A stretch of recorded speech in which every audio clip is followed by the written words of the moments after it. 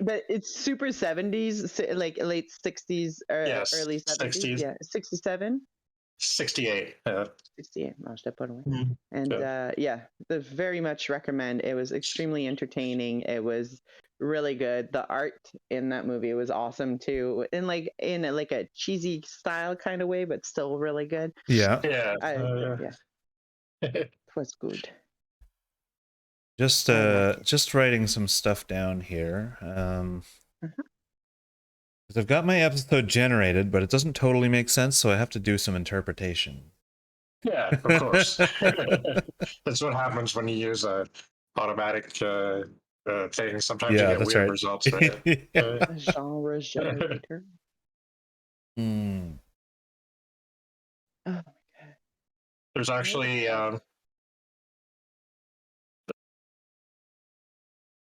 Go ahead, Jam. Sorry. I was saying there's actually an automatic giallo generator on the internet. And you just click. Yeah, You click the button. I think he showed me that before. Yeah, it's pretty funny. It's like it gives you a title, an Italian-sounding film director, and a totally bizarre plot that doesn't make any sense. It's perfect.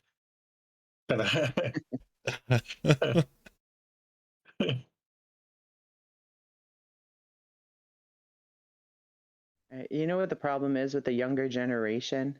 And yes, I'm that old and I have kids, I'm allowed to say it. They don't fucking know how to close goddamn windows and fucking tabs. It's terrible. Oh. Well, hang on a second, though. What, on your computer? Yeah. Oh. Well, why don't you just shut down the computer? Then the windows won't come back open. Are you kidding? They won't close tabs, so obviously they're not going to shut down the computer. I don't know. But it depends on how you set it, because mine will, like, if I close something, like if I shut down the computer, the tabs won't come back. Right? It'll just be brand new. So yeah. Yeah, so no, not mine. Like mine, doesn't always work too. Into restore and stuff, but fucking yeah, I don't like 7 Windows different programs. Yeah, they do that now. Like they, if you don't set them differently, like everything just, it's like, oh, you shut off the computer. Surely you want everything to come back just the way it was before you shut off, right? No, no, thank you. I'm restarting. I want this whole desktop redone. Thanks. Like it was never touched. Yeah. All right, I have done my little interpretive dance. Nice. We missed the dance, but that's okay.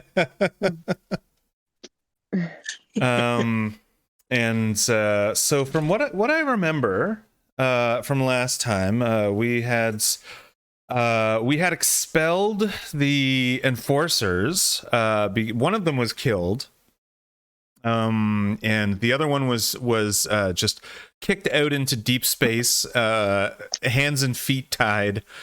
And yep. And and it was sorry, go ahead. I thought we had him like locked up on the ship or something, and I didn't think we kicked him into space, but I don't know. Well, it wasn't. Yeah, it was in his own ship. Right. So it wasn't like you pushed him out of an airlock or something. And there's no alignments in this, so if you guys want to do that, I'm not going to say that's against your character, so, or anything. But that's not what you did. So you set up it was Zen actually who set up the ship to autopilot out into a point pretty far away from the dreadnought, and she set up a beacon to start going off when it got there, so that he wouldn't die. Yeah, exactly. And you had an inkling that you wanted to get to the heat sources that were being scanned first. rather than heading and going to the coordinates that you had found in the computer files, you wanted to go to because that's a couple floors away, right? And Yeah. you wanted to go to check out the heat sources that you were seeing through the walls. And Right. and I should say that those are only it's only possible to see them when you're out in the hallway where there's no ceramic insulation. You understand? Okay. Because the hallway, the corridor is made out of steel, and it's not necessarily as insulated from the heat as the ceramic rooms are. You know, from the cold and the heat, the temperature. Yeah. So yeah, for sure. So is that still your plan? You still have two characters that they're a little bit out of it today. I don't know what they're playing, patty cake or something. We could have like a bulkhead close them in or something like that. That's something, I don't know. They're playing patty cake. Yeah, that's more like it. Yeah, so maybe they're still checking out the computer, and they're trying to draw some more information. It'll probably be futile without their players here, but it gives them a good out, and they can catch up later, because we don't get too far. So.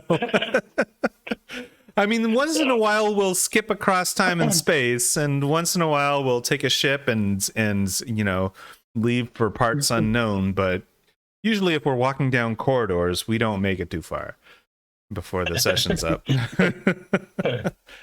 I was like, hey, we're just having fun. We're having too much fun to walking down these corridors. Yeah, for sure. Yeah. All right. So is that still your plan, to head towards the heat signatures? Yeah. Cool. And is Erickson also in agreement? I know your throat is not the best right now. Yeah, he agrees. He's just kind of watching the heat readings as he kind of notices how the ceramic. Mm-hmm. And he says, yeah. Yeah. And yeah. And so you're the one who's noticing the ceramic insulation actually insulates your heat readings as well. It's really hard to read through that thing. So you will need to step out back into the corridor to follow those readings in that case. And just wanted to, for myself, draw little hexes. Just decide where you are. Go. And this is where you came in. You burst in through here. That was where the Landrosan pile of stuff was. And you are heading off this direction. Just kind of sketching it out for myself. And so you go out back into the hallway. You look left and right, and the other two say, "Oh, we'll stay here. We'll tap on the computer." I'm imagining it's like a Commodore 64, where it has those really clacky buttons, and it's got like this phosphorescent green screen and everything. Nice. And there doesn't seem to be anything in the hallway, so you can move on down the hallway. And I assume you do. Well, those guys are playing worms. He's gonna be following those readings. He has Yeah. a shotgun out. Yeah, of course. So you're heading down the hallway, and you're passing a bunch of doors. Not a bunch. Sorry, you pass a couple of doors on your right. That was. It seems all the ceramic rooms. You're at a border right here. There's like the outer bulkhead, which actually contains some rooms in it, so it's like a how do you say, it's a layered bulkhead. Ships kind of use this to, so if they take on water, and it's all like celled, so if they take on water, the water is contained. And so you're walking in, and this is the border that you're on. If you go farther into the ship, you'll definitely hit more of these ceramic rooms. But you can see that there are the what you assume is or was those Bacharachyan little holes that they can go in and travel through without being seen. But they seem disused. Like there's no moisture on them. They're really dry. There's an atmosphere around you. The next two portals don't have any kind of window on them like the last one did. So you can choose to investigate, but this is not where the heat readings are coming from. Okay. So I don't know if you want to just keep going or investigate one of these rooms on the side. What do you guys think? We could check them out to see what's there first, maybe. I think a good sweep would be nice, Mm-hmm. considering we don't know that if they might come out and ambush us. That's Right. true. And I should say that since we're on a space Hulk, investigating absolutely every room would be folly. Trying to do that. But yeah, I think it makes sense just to make sure your immediate surroundings are secure and everything. So you come across the first door. It is a big steel sort of submarine portal, and looking in, or you're not looking in. You're just there, and you can test the. It's got a. It's not a lever. I'm imagining the sort of vault locks that has like a big, basically a steering wheel on it, and you spin it. And the lock opens slowly, and then eventually you can get in. But yeah, so it's got one of these on it. So you can. Who's gonna open the door? Erickson, do you want to open, and I'll stand ready with my guns out? He gets out. He gets out the other side of the door and gets ready to breach. Okay. And make sure Mouser is not in front of the door too.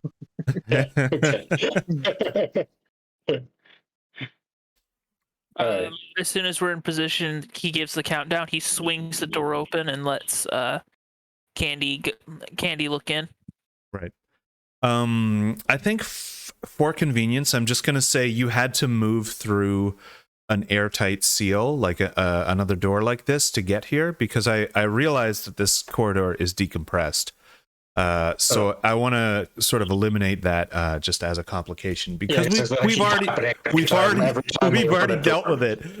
You know, the threat is old now. Yeah. All right. So you open you start unlatching it, and it spins and spins and spins with this metallic sound. and eventually it stops with a loud clank. And pushing on the door, you can feel it creaking open. It's quite dark in there, just like it was in the last. Oh, well, it was dark in the last room too. Wasn't it? No, I think it was light in the last room. I don't remember you ever having to turn on any lights or anything. So yeah, it's weird that in your experience, it's weird that this room is darkened. Hmm. Oh. And I'm assuming you've got your lights. You've got some lights on your helmet. You've got some lamps that you can pull out of your utility belt.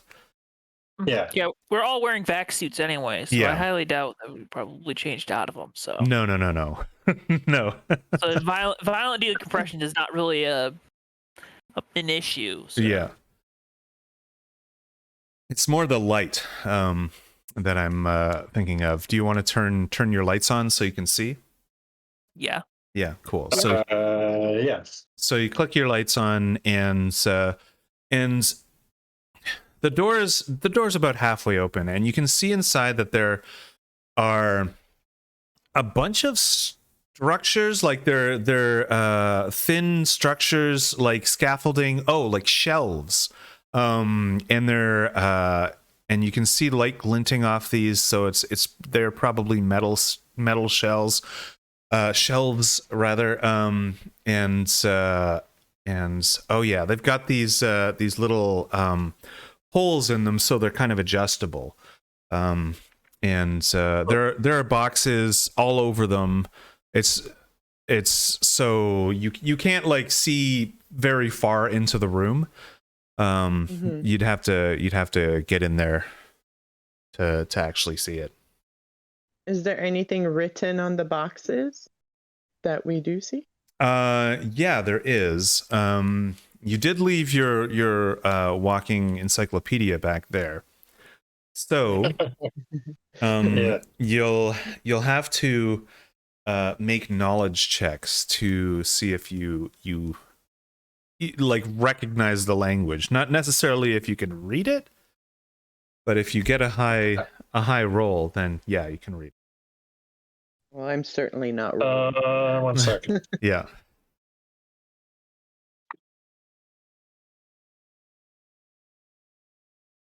Okay.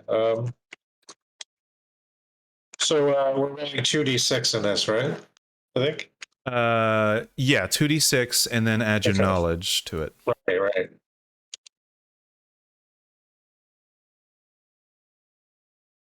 Okay. 5 total. 5 total. Yeah. Okay. Yeah. And Zen, So- Zen, what did you roll? I think you said I did not roll. It's I not- have not- no knowledge, so so. It's at a it'd negative be 3. like a -3 automatically. Yeah, that's right. I rolled a 1 and a 2, so yeah. Well, you can Gonna still go- roll at a -3. So it'd be like 1d6 then, or No, 2d6, and then you still 2d6? yeah take -3 off of the total. Okay, at the minute, I will try to roll. Oops. Okay. That's a 5 actually. Haha. Oh, Rolled a nice. 5 and a Nice. 3. So All right, so a 5 and a 3. Yeah, that's right. And so that's 5, of course. And how about Erickson? Uh-huh. You've got your knowledge check. Okay, then I take a -3. Yeah, of course you do.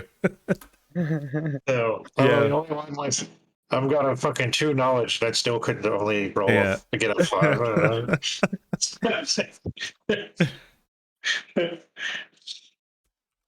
4. 4. Okay, so you don't recognize the language. Even though there is language written on it, it's just illegible to you. It looks like a bunch of it's scratches going down at irregular intervals, and some of the scratches are curved near the bottom, some of them are sharp near the bottom, and some of them are flat. So it's not something you know, but I can describe what it looks like to you.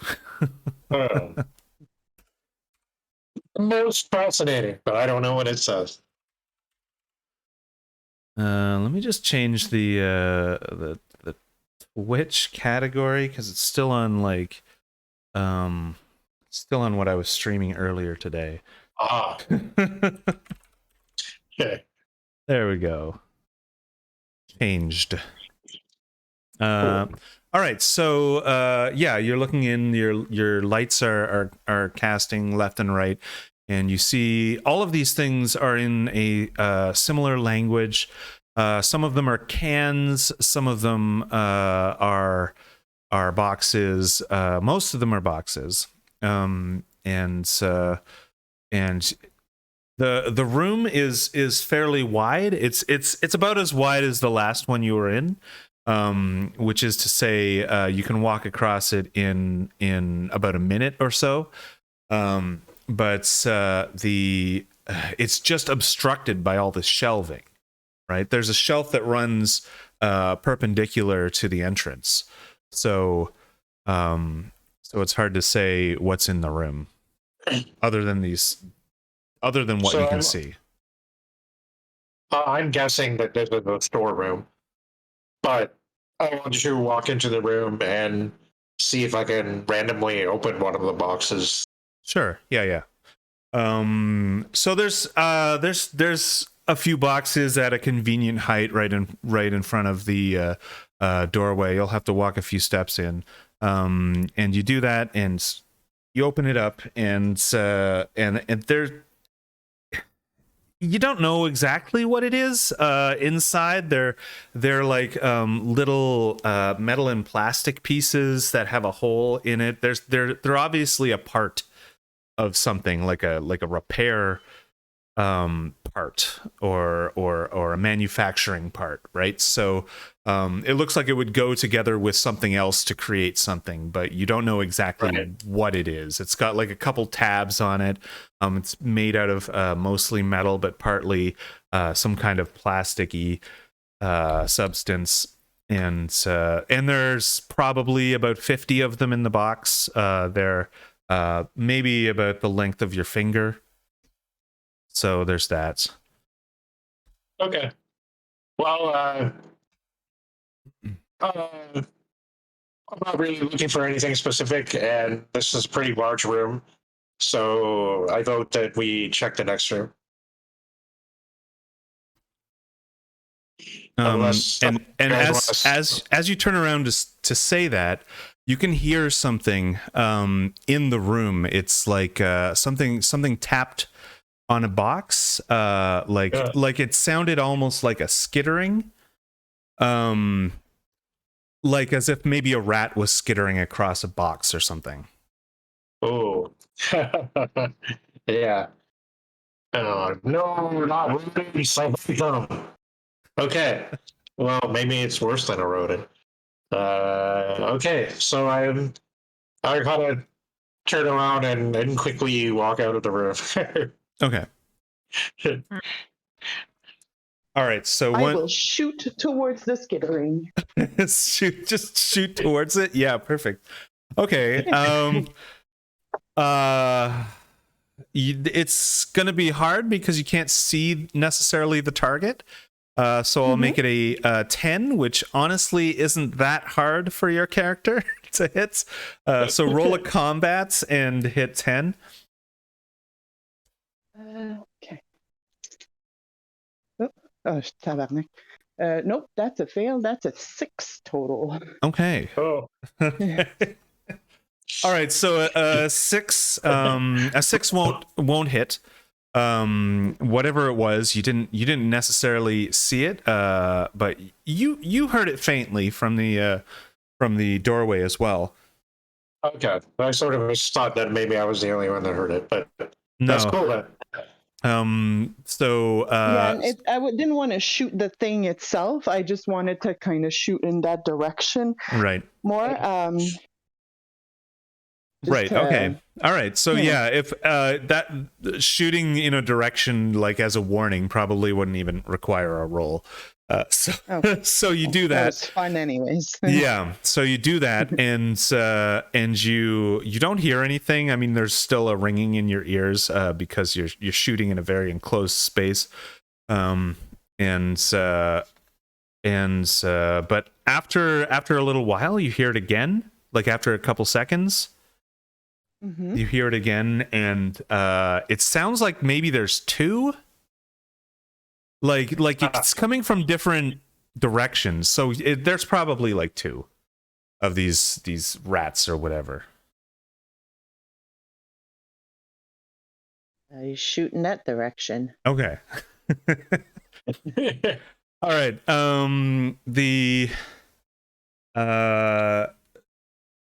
You shoot in that direction. Bang. And so now you've shot twice into this room. And you're hitting boxes and cans and stuff is falling over now. Because it's a lot of force with this shotgun, right? And noise. Yeah. And like I said, there's shelves basically kind of lining this room.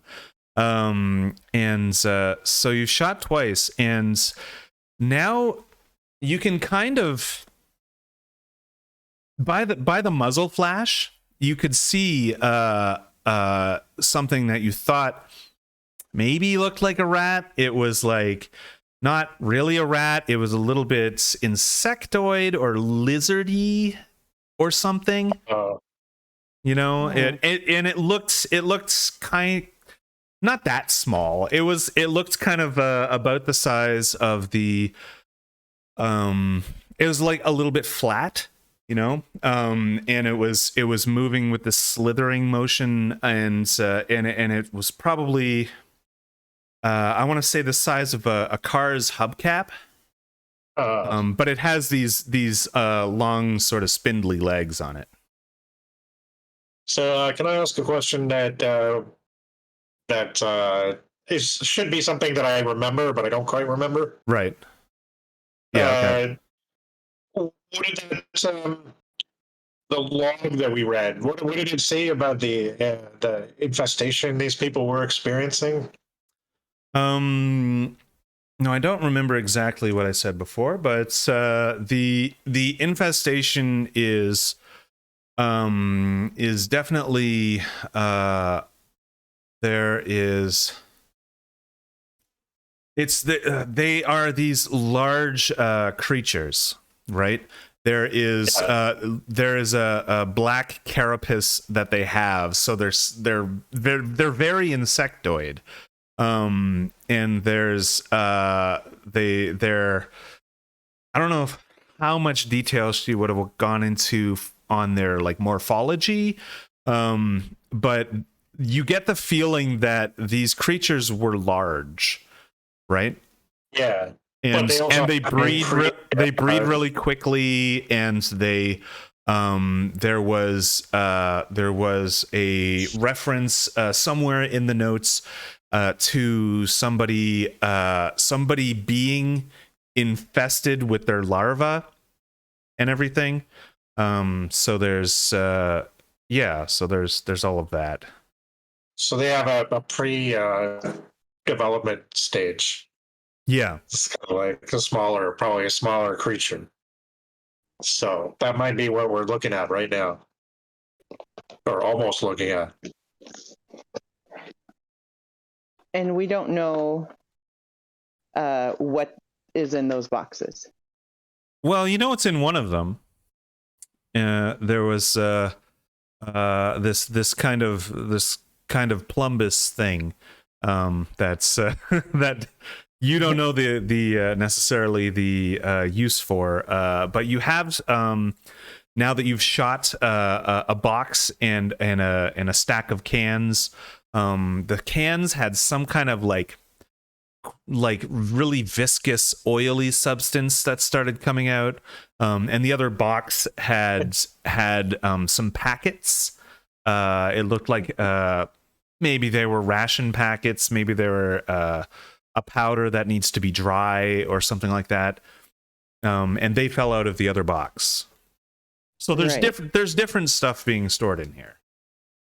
Yeah. And can we see these creatures yet?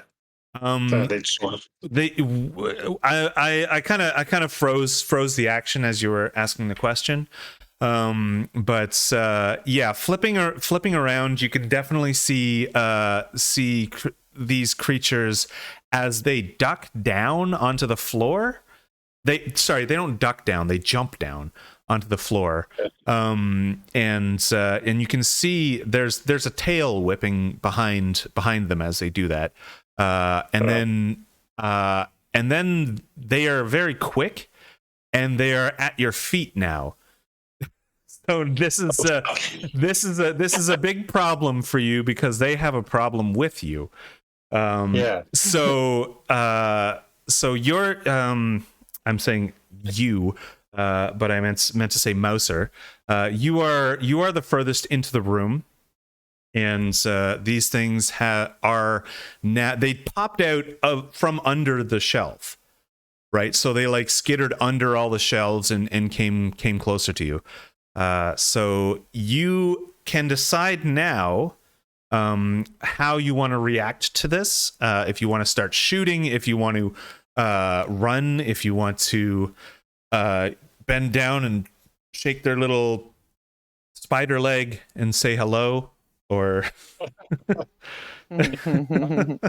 I am not happy about this. Okay. Zed, we need to kill these things. Oh yeah. Be careful, don't get any of their blood on you. yeah, we all know what we're talking about here, right? These are the xenomorphs from Alien, and this is the this is the face hugger that has come rushing out to your feet for some reason. I guess they just wanted to get there. They'll jump on your face. Don't worry. Yeah, because we're shooting at them. Facehuggers are pale. Yeah. Sorry, what did you say? Facehuggers are pale. Uh, Xenomorphs Pale. with jet black. yeah. And he was asking before about what the log said, which is why I was describing them as the adult before. Ah, right. Okay. So yeah, these things are sort of a greenish. There's even whitish parts on them. And they're at your feet, and you've just called for help to kill these things. So let's start the combats. I'm going to get a couple of stats for these guys. So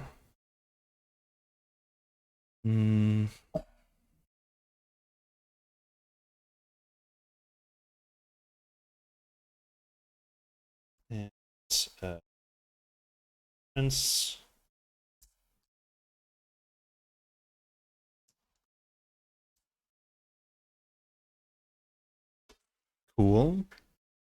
All right. So they are at they're right at your friend's feet. So choose your weapon wisely. Oh. Okay, so I do have okay, so I have one of those SMG things, but I also have like a axe or something, I think. Yeah. So I don't know. These and things you personally are going to have a better beat on them because they are at your feet, right? I was more directing that comment to the people holding shotguns. Yeah, the shotguns will do this. Take care of this, I think. Right. So what do you have in the shotguns? Are they slugs or are they scatter shot? Scatter shot. Right, of course. And I know Zen had a shotgun out as well. Yes. Actually, my Gauss rifle is the one I normally have out. Okay, all right. But as I perhaps if I can, as I pull them out of pull the voyons, Krimpov, the if when as I see them pull out, I pull out a grenade. Okay. Okay. So I'm saying, careful of your friend. He might get shot. So you pull out a grenade. Perfect. Yeah, he's behind Okay. me. All right. So I'm gonna give Mouser the opportunity to react first. So go ahead. So I'm like, oh shit, and then I'm like trying to get away, like as fast as I can. Yeah. Okay. So you like turn and run, or you're backing up, or like with your gun out, or what are you doing? How are you doing it? I'm sort of like, I'm pretty close to the doorway, right? So Pretty close, yeah. yeah, Just a few steps away. I'm kind of like scampering out, and yeah, I have my SMG out, Mm-hmm. And I'm kind of like watching what these insectoid creatures might be doing. And For the purposes of having discrete turns, they are non-reactive while you are taking your turn, but in the narrative they are following you. yeah, okay. I'm trying to get like as far away from them as possible, as quickly as possible. Right. Yeah. Okay. Perfect. So you move to the door, and the door is still open. It seems like Zen wants to kill these things dead, and possibly also Erickson as well. So you've moved out of the way. It's only a few feet, so you can turn around and use your SMG that you've got in your hand. Okay. Still? Yeah, I'll do that. Okay. So how do we do combat? It's 0 combat I have, so that means I had nothing, right? Yeah, that's right. You just roll your 2d6 and add them. And because I have no an modifier. SMG, Yeah, and your SMG. does that mean that I do it a second time? Yeah, Or- you can shoot twice with the SMG. These things are quick and small, so they're going to be hard to hit. Okay. They're going to be a 10 rather than an 8 target number. Okay. So for my 2d6, I rolled a 6 and a 4. So Right. A 10. 10. So that hits. And you can Nice. roll your damage, which is 2 dice. D6 again? Yep. Okay. 6 total. A 6 total. Nice. So one of them, you can see a couple of its legs are blown off, and you're shooting, and it's like dat, dat, dat, dat, dat, dat, and it's hitting around it, but it also hits the creature itself. And you can see this green glowing. I don't know if it's glowing. Yeah, we'll say it's glowing. This green glowing blood just like splatter behind it, and a couple of its legs get knocked off. So it is in mechanics terms wounded. All right, and I get to do it again, right? Yeah. Okay. Now, are you trying to hit the same one, or the one that you just wounded, or the one that is healthy? I'll aim for the same one. Right. Okay. If I can take it down. Hang on a second. Mm-hmm.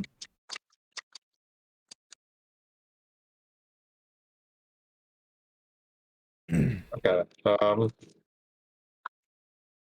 8. 8 does not hit, unfortunately. You Damn. you hit the general area. There's a lot of sparks flying off of the ceramic floor and everything. But they're just dancing around these bullets, and you're not able to strike it. So in that case, that your turn is up. Who wants to go next? I realize one of us has a grenade. I don't know if you want to shoot that one first or after. I was gonna go last, actually. Okay. So if Erickson wants to go, Erickson was gonna unload a shell. Yeah. On the wounded one or the healthy one? Probably the healthy one. Yeah. Because in this system, being wounded means you're taking you take what is Negatives. it called? Yeah, negative when you're rolling. What do I need to hit again? 10. 10. I rolled a 10. Nice. So roll your damage, and this I'm pretty sure this probably kills it with 4 dice damage. You or at never know. least wounds it. 7, 8, 13. 13. Okay, let me see. 13. Yeah, this thing just gets obliterated. Underneath the you shoot this thing, and it splatters all over the floor, and you can see this kind of cone of blood coming out from it, that's splattered across the floor. And shotguns are not automatic, so you can also move if you want to, or you can hold your ground. And that thing, one of them is dead. He is going to take. He's going to. Erickson's just going to take a few steps back and for a little bit, but he's going to take a few steps back and hold his ground there. Right. Okay. Perfect. All right. It is now Zen's turn. okay. So everybody's kind of close to me, or in terms of Erickson and Mouser. Yeah, it looks like they have they're outside of the room. Oh, Yeah. okay, good. So I will go kind of in front of them, but in the doorway, and I will launch my grenade. Right. Okay. When you say launch, do you have a grenade launcher? Is that No, what you I have an arm. just a regular I have an grenade? arm. I will throw my grenade. All right. Launching perfect. sounds way better. Yeah. That's a pretty hard throw. But they say they're pretty close to us, so you probably don't have to throw it very far. Yeah. No, that's true. They're just a few steps away. Okay. Yeah. And I cover my ears. So is it just like? So I roll to hit first. It's not very far away. I wouldn't worry about rolling to hit with the grenade. Okay. And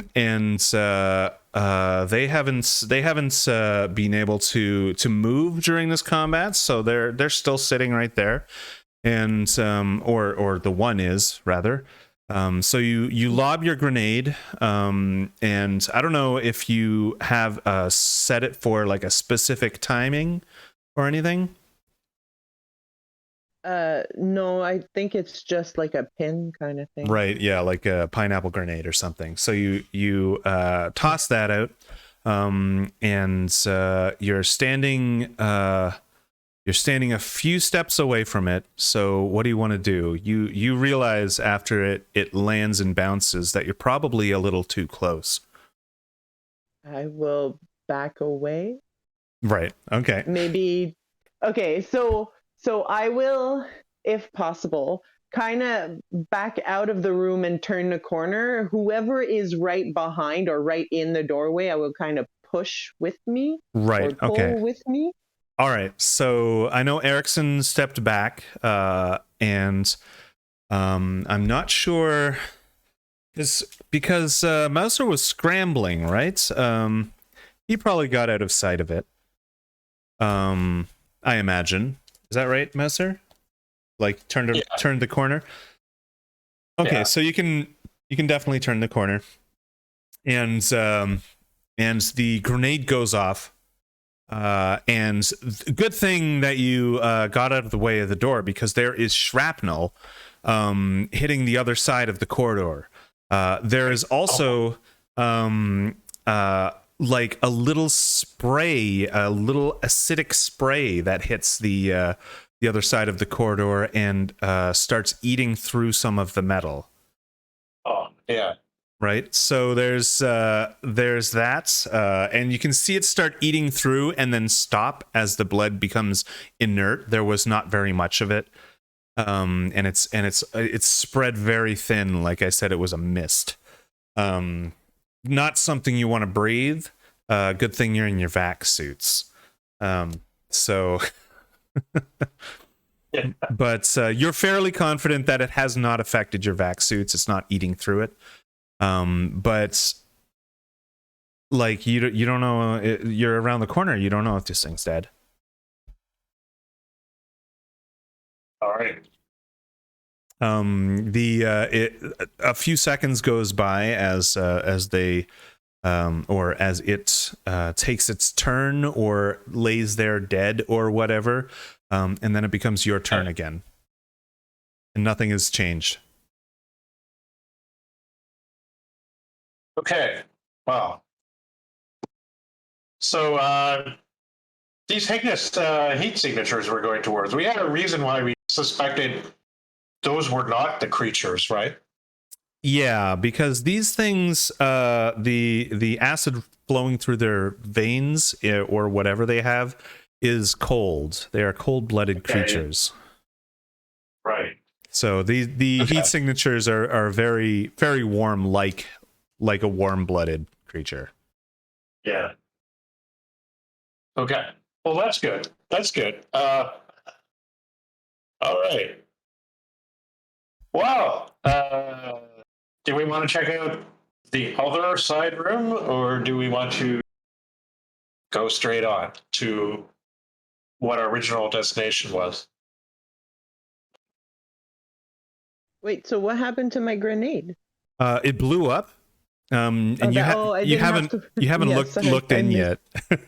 Yeah. Okay. Sorry. It's I okay. was like, well, It definitely blew up. There, Your toys. yeah, Gone now. the metal wall across the way from the portal that you were firing through, from the door that you were firing through, dissolved a little bit because of the mist of blood.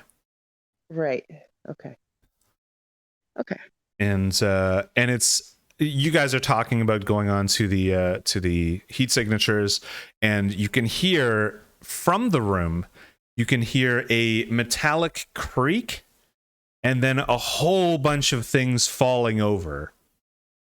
Like it is a cacophony in there. It is comical how loud it is. And you were just shooting shotguns in here, and so there's definitely like metal things falling down. It sounds like one of these boxes might have been filled with bells or something. There's at one point this sound that sounds like ew, ew, ew, ew, ew, as something's hitting the ground and making that noise. And you can tell that the scaffolding, without even looking at it, the scaffolding, the shelving, it has given way in some way, and is dropping all of its contents on the floor. Great.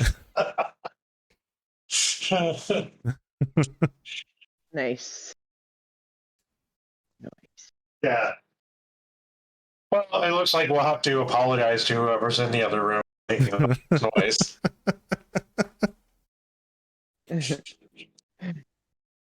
All right. So what do you want to continue on now? Yeah. Yeah. All right. Yeah.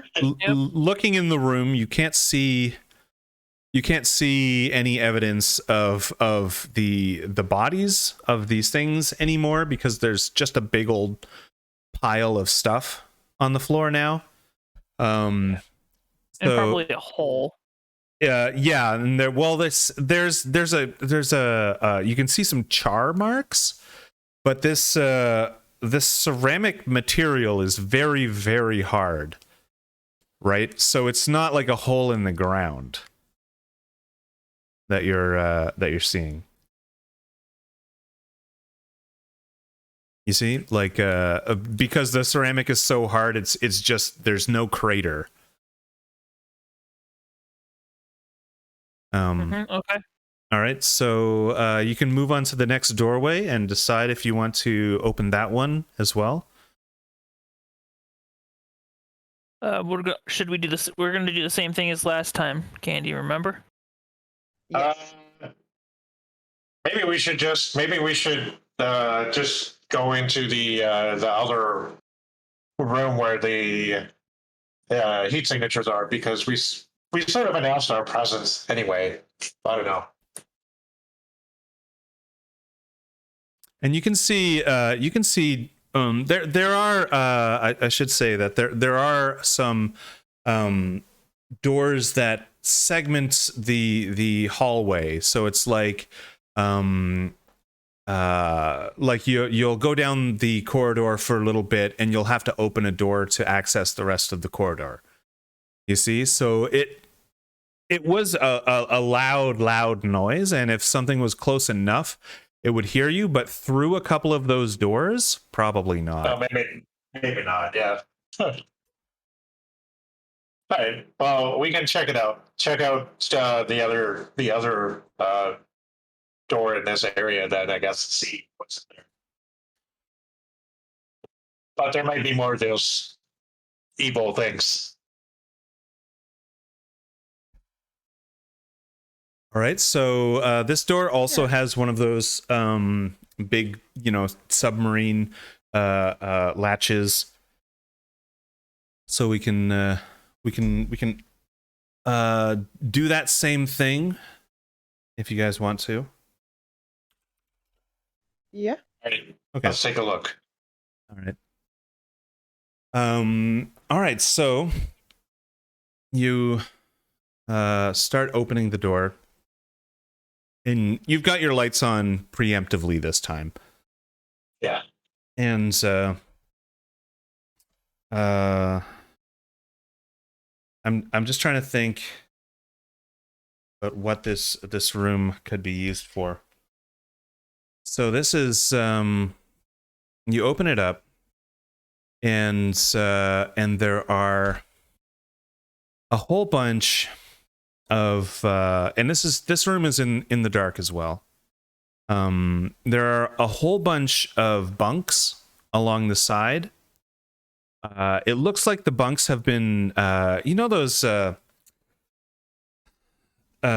kind of bunk that's stuck to the wall. It's basically just a metal flat piece of metal that's been held up by like a chain or a wire or something, and that's stuck to the wall.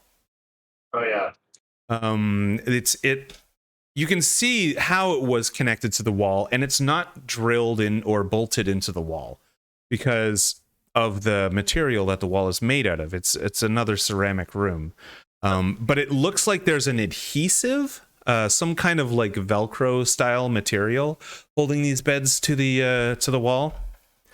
And so you're looking around the room, and this is all against the wall. So there are probably I would say about 12 bunks in here. No movement, no people here. And there are a couple tables in the middle of the room. One of them has a they both have chairs. One of them has a deck of cards, and what looks like an old lamp, not an old lamp, but like a lamp that you would hold in your hands, and it's like an electric lamp, but it's all covered in dust. And looking around, you see everything's covered in dust, right? Oh. And I wonder why it hasn't been used for so long. well, the longer you look at this room, the more you notice that the beds seem to be occupied. Like there's sheets over them, but they seem to be occupied, but there's no movement. Oh. Hmm. And it's quiet? And it's quiet, yeah. Quiet as the grave. But there's like bodies Well, when you say occupy? they Or do you look just mean like it's used but there's not people right now? No, it looks like there's something under the sheets that are on top of the Okay. beds. How does it smell in here? It smells yeah, the smell is this whole place kind of smells like different parts of it have different qualities, but you walk into this room and it has this like sweet smell to it, like there's something organic in here. It probably, yeah, you probably recognize it as the smell of death, Yeah. as of decomposition. No.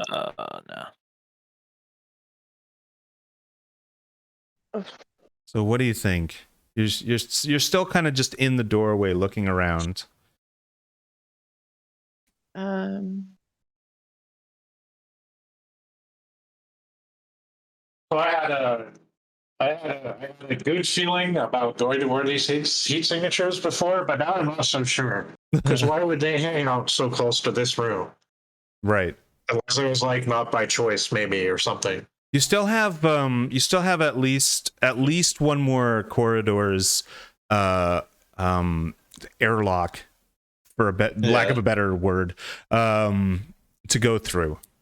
Maybe two. So as much as they are close, they're also, secure.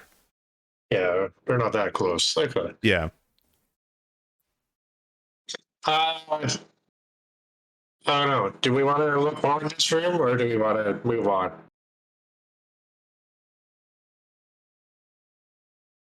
I still want to go. I'm still curious. I also want to look to see what's under those blankies. Those blankies. Okay. If I say it cute, it doesn't sound as gross. Yeah, one of them has a Care Bear print, and the other one has like clouds print. The other one, next one, has little balloons all over it. But there's no blood stains or anything on the sheets? You're looking at it, and you can step forwards and look at it closely, and the sheets are definitely dirty. They're like brown and gross, and it's really kind of you kind of don't want to pick it up. You don't want to, like, if you were handling it with your hands, you wouldn't even be handling it, because it looks like this is so cruddy and old that it might be stiff, Yeah.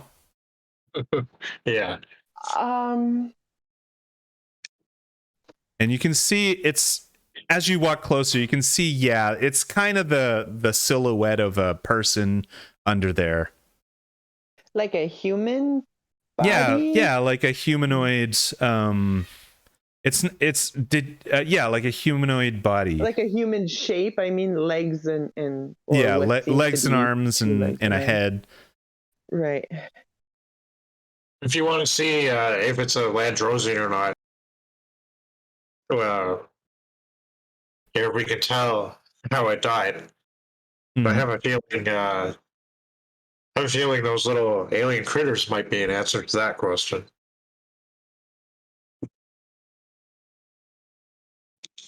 They all died in their beds. Yeah, so you're standing in front of it, and they're like double bunks, so there's like six sets of two across this wall, and across the other wall there's another 6 sets of 2, and they all seem to be occupied by these bodies.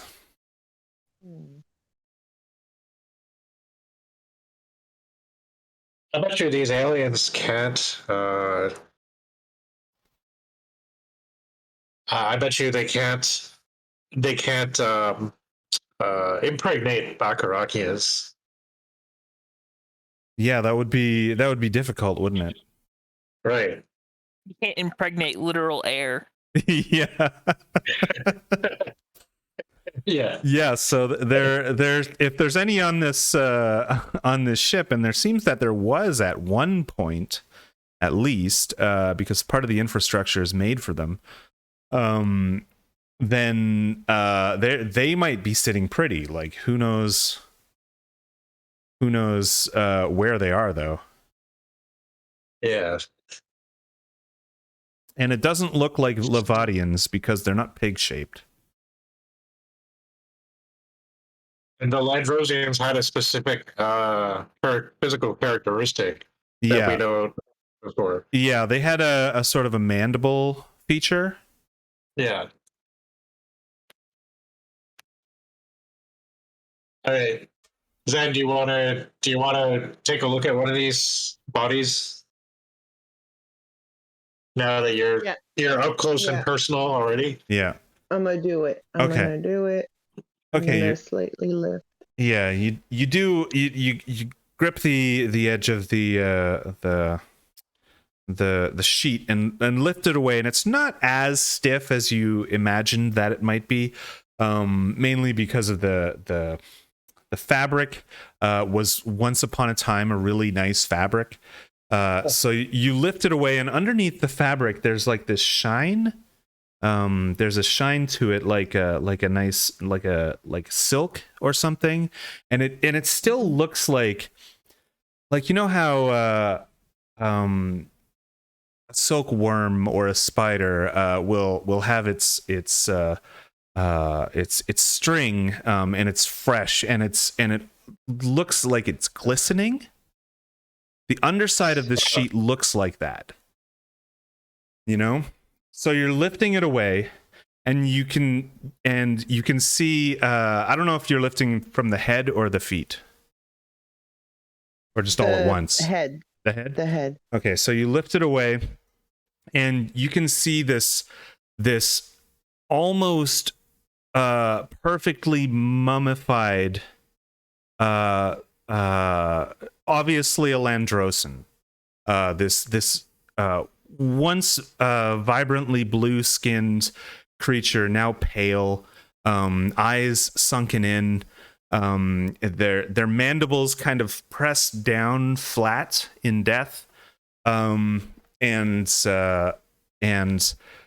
the corpse also glistens like that. So you're thinking maybe this isn't a quality of the silk necessarily. Right. And so you can keep pulling it away, or you can stop there, or whichever. I'm gonna stop there, and I'm gonna go check another one just to be safe. Okay. You go check another one. Before you do that, I think the other people have something to say too. Sorry. I keep forgetting character names. JM, you were about to speak first. Mouser, that's right. Well, yeah, Mouser. I was just gonna say, we were gonna ask what the status of the body was, like if it looked gored, like like something had. I don't have a weird feeling about this. These people didn't choose to just lie here and die. Somebody put them. Yeah, so there's some. You were also watching this thing get pulled away, and it looks like almost like a peaceful death. It's just lying on its back as if it laid down and died. Right, laid down first and then died. I guess it could have been arranged in such a way, but there's no obvious sign of violence.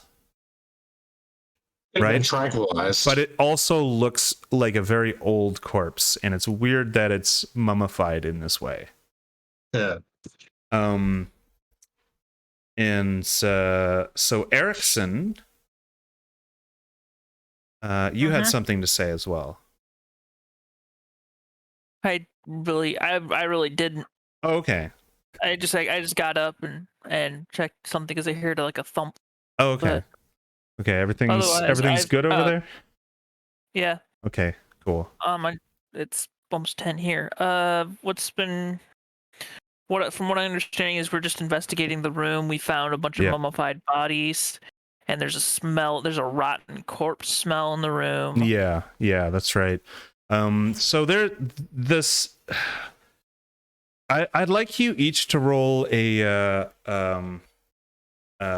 knowledge check just before moving on to the next corpse. All right. 1 second. I got a 4. You got a 4. Okay. That doesn't tell you anything. 8. 8? 5. 5. Okay, so 8. Mouser, you think to yourself, if these bodies are so well preserved, and if these bodies are so old, why does it smell like rotten flesh in here? What is smelling like that? If these corpses are preserved and so old that they're probably dry like a husk, yeah, then what is smelling like this? Because it's usually there needs to be some a bit of moisture. If you've seen a mummified rat in your wall, they will smell for a good long time and then stop smelling. All right. You know? So you're wondering how, like, what is it in this place that smells like that? If it's maybe not these corpses. So I kind of gingerly walk into the room and I'm using my light, and I start looking under the bunks. Under the bunks. Yeah.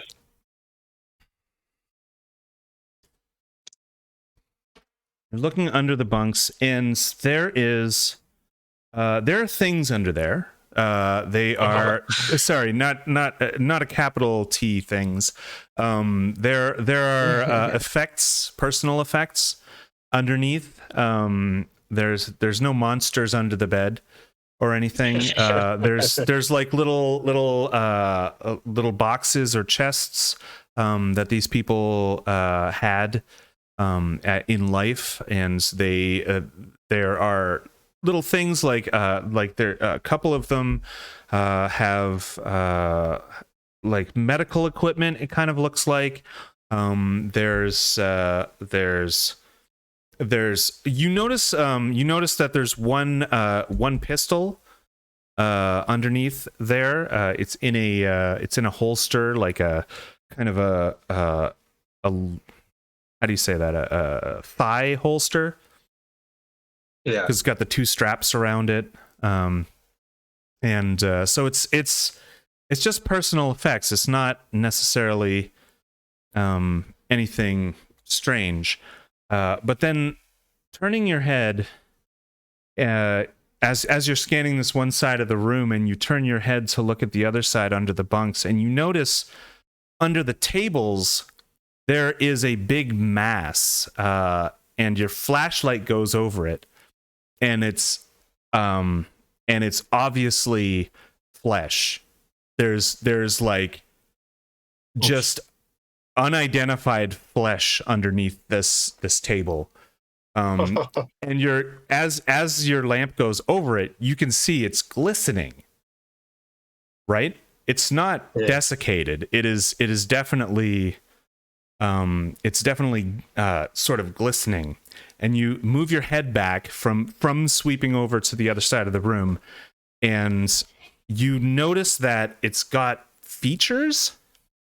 Like there is a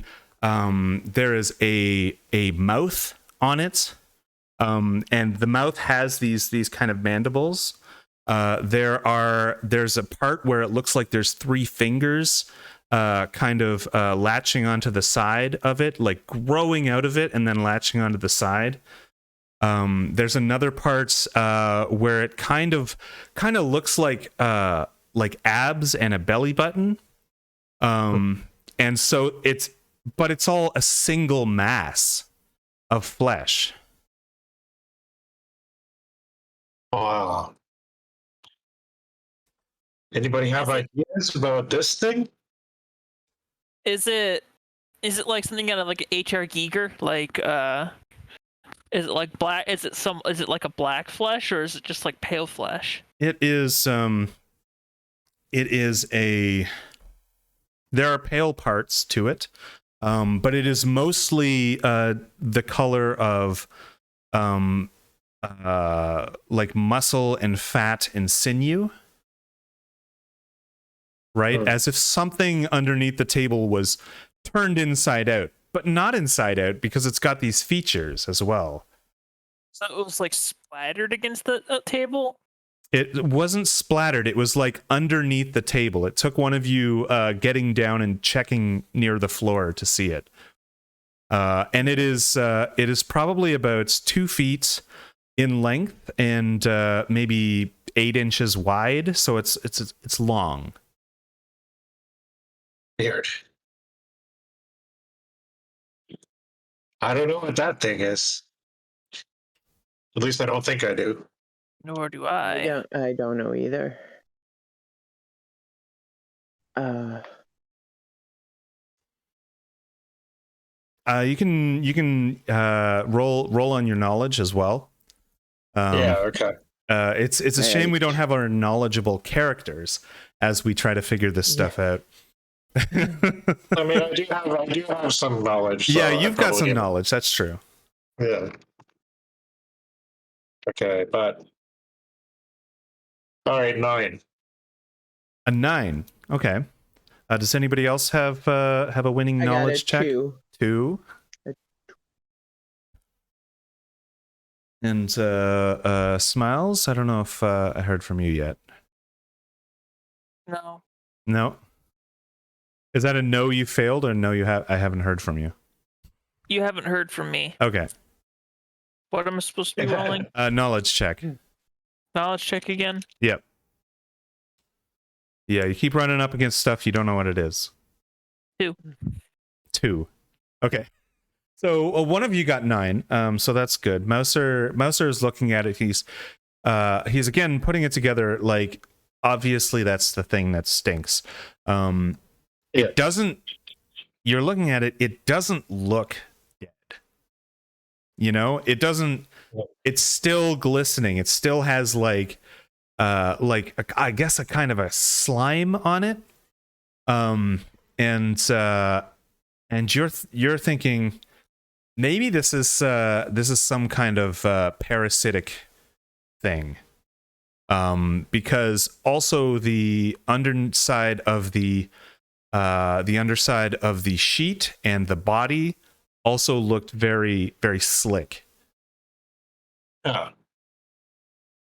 But it's not the same as the things we just encountered in the other room. No, it's a very different thing. Maybe about the same size, honestly, but very different looking.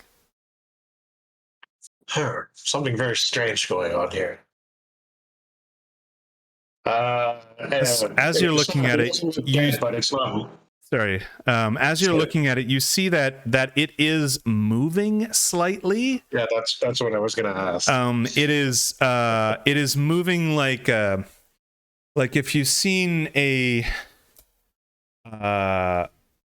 worm that's kind of rolling its body. So it's not going anywhere, but it is sort of palpitating like that. Oscillating, I guess.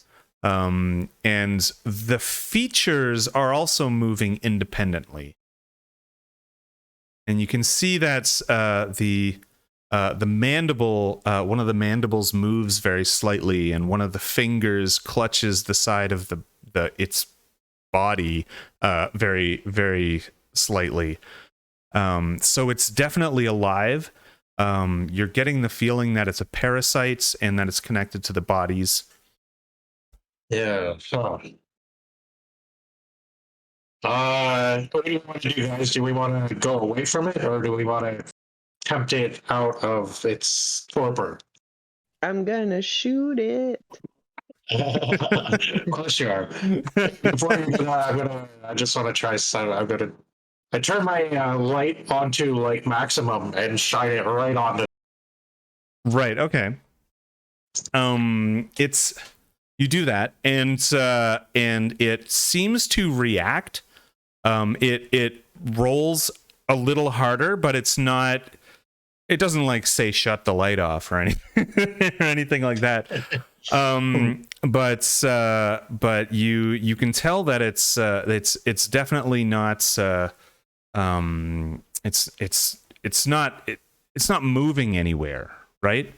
Yeah. And the longer you look at it, it almost looks like pitiful. You know, like it looks very like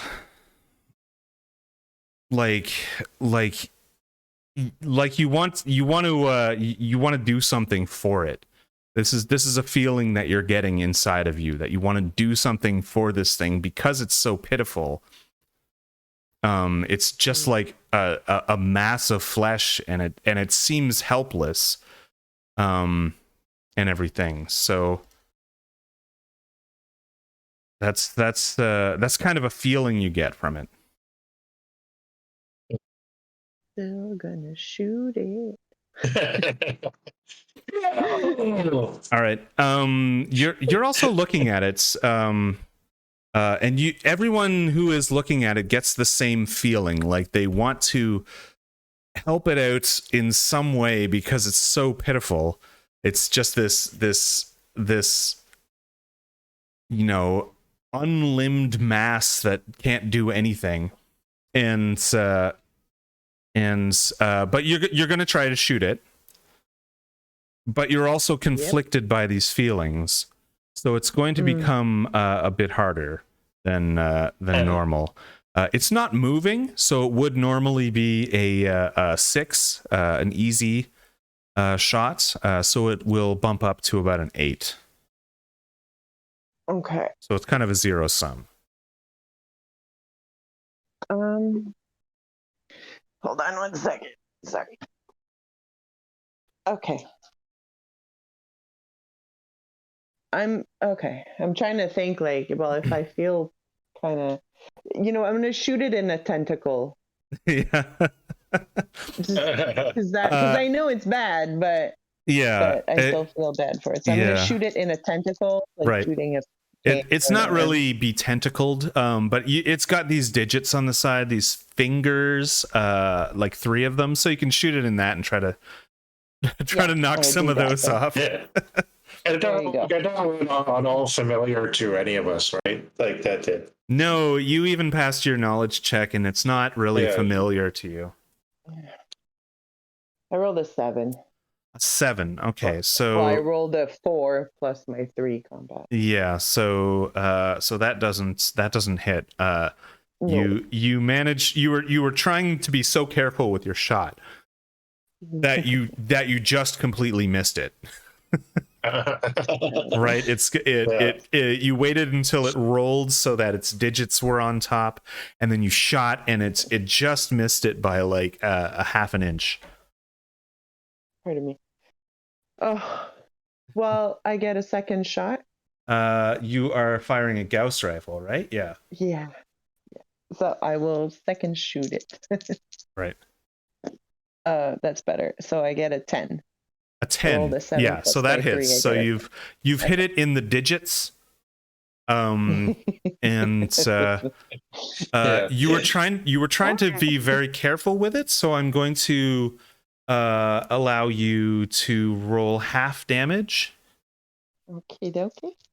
Okay, dokie. Because you just blew off its little fingers.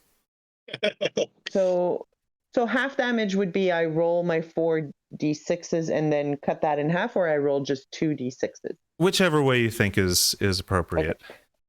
It'll be 3 then. I rolled 2d6s. It'll Okay. be 3. All right. So when you do that, you feel in your body, in your mind rather, this kind of terror. And it's not your terror, so you're not feeling this fight or flight thing that regular people do. But it's like someone else's terror inside of your head, and you each take one damage from your endurance. Okay. Out of game metagaming question. Yes. Is this like so? Well, actually, first, do we remember that time that we blinked into like the den of Cthulhu's? Oh yeah, Or you illithids? remember that. You remember that. Would and could it be possible that we think, or that I would, could it be possible that we would think that this thing is part of them? Yeah. You definitely, this was the way that this thing is expressing terror is kind of similar to how the creature up on the podium, the person, the giant Cthulhu person, was speaking to you. He was speaking to you directly into your mind. Yeah. Right. So yeah, I was going to ask for a knowledge check, but I don't think I need one now. Mm-hmm. Okay. Well, so Erickson, what are you? Is it your turn now, or is it my turn? Erickson hasn't done anything in a while, so he should probably do something. Okay. You're shooting, going aren't you? Did you ask what's going on? We're under attack again, aren't we? Well, you were attacking, or rather, not you, but Zen was attacking this thing under the table, and when she did, she made a very careful shot and blew a couple of the fingers off of this mass of flesh, and you felt someone else's terror in your mind and took 1 damage. Oh, it's psychic. So it's probably, it has a psychic barrier. He probably. Then what happens is that he is going to he says, don't do anything else. It's probably still alive. It's definitely still alive. And of course, it doesn't want us to hurt it. Probably has lost his mind.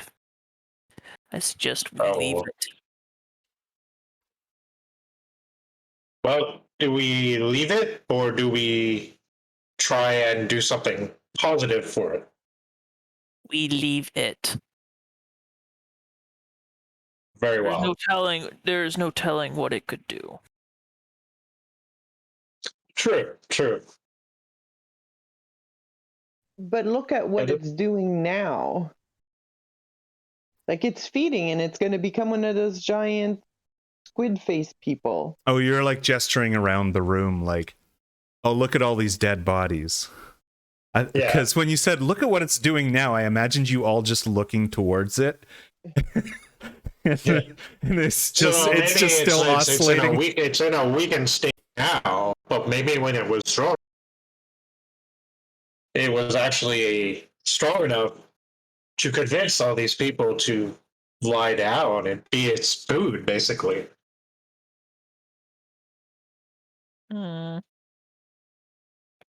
Yeah, so we should kill it. And in the process, kill ourselves as well. Well, what if we test how far its strength is?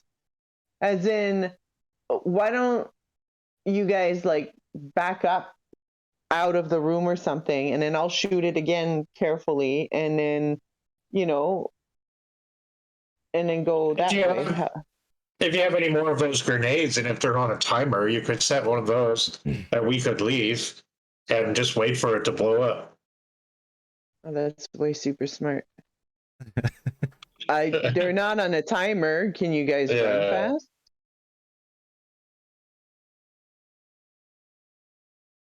Well, it's probably no. It's just a Okay. thought. Well, no, I like that thought. I like using grenades. What if, because we don't know. Okay, so how about we go all the way back to the thing, or you guys go all the way back to like at least the beginning of the hallway that we were at, and I'll throw the grenade and then I'll come join you. Because you're trying to see how far the psychic Feeling it. yeah field is. Right. Yeah, that's a good word. Yeah, I So- mean, ideally you guys back up far enough, and then I'll shoot it and see how far it goes. And if you guys reach a point where you don't feel anything, then that's how far I would have to run after I throw the grenade. So I have a question, Yeah. and I don't know how to do this without being. So the psychic feeling, that we're all getting. Obviously, we all feel a little bit of a compulsion, a little bit. Yeah. Does it feel like? Do I recognize the signature as something that's familiar to me, or is it like a wholly alien thought process that I've never felt before Well, in waking or sleeping? it's strange. There is a strange familiarity to it. And everyone feels a strange familiarity, though.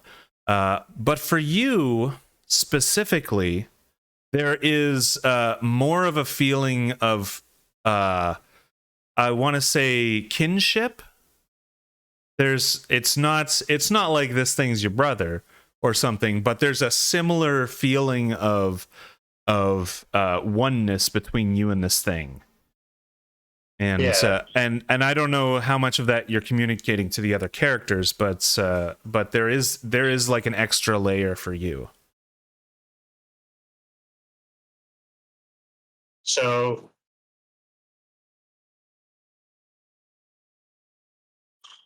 yeah, okay. Well, I don't really know.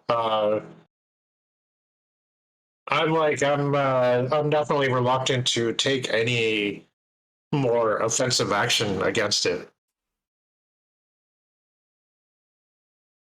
But I'm not gonna really say much about it. But I'm kind of like walking away. Right. You're walking away and trying not to think about this thing dying. Yeah.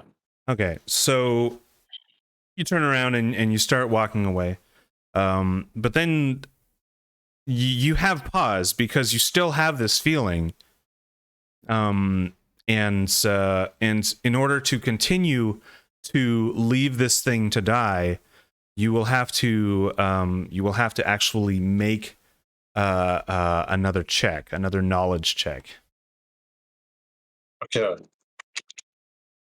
Knowledge, eh? Interesting. Well, it's okay. there's no like fortitude or it's kind of stat. Well, my knowledge could help me in this case, so it makes sense.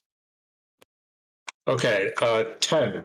A 10 passes, so you're able to grit your teeth and ball up your fists and say it's fine, it's right if this thing dies, and you walk away.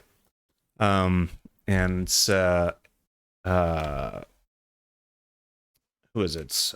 Smiles Erickson has no such qualms. He does have this feeling of pity towards it, but he won't think twice about killing it. So you start executing the plan, and you walk down the hallway to the next door, the one that you already blew the hell up. Make a big noise. Yeah, the door is still open. It's still in place. You didn't blow the door up. It was just the contents of the room that you blew up.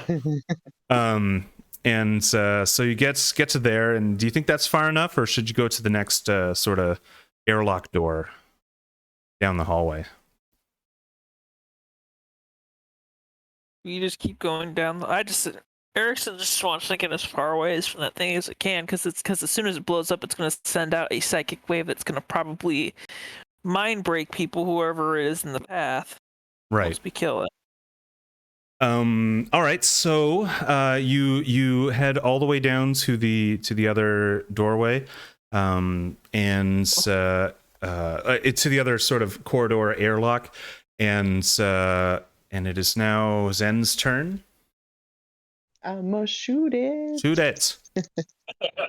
I'm gonna shoot its fingers again, not Okay. like straight to the. Right. It's what I only would got think the brain one is. finger left, because it only had 3 before. You shot 2 of them off. All right, well, I will try that one. Okay. So 12. Right? 12 hits. Yeah. Yeah. 12. Do I do still like a half damage thing? Yep. Ooh. So I rolled doubles. Right. Double sixes. Double so sixes. 6 damage. Okay. Yeah. All right. Was there anything that you wanted to do to this shot that could help you out in some way? I can't really think of any way that it would help us Right. out, except for hoping that it like blows the finger clean off, kind of thing. Right. As quick, like, okay. So what I'm trying to say is maybe like it'll go into shock before it can send out a wave of pain. Right. You know what I mean? Right. If that makes sense. If that's doable, maybe? Yeah. So you wanted to be so traumatized that it like falls unconscious or is unable to react or whatever. Yeah. Right. Yeah. That, Okay. Yeah. For a turn or for like a hot second. Right. Yeah. Just see. All right. So you so that's what happens. So nobody's taken damage.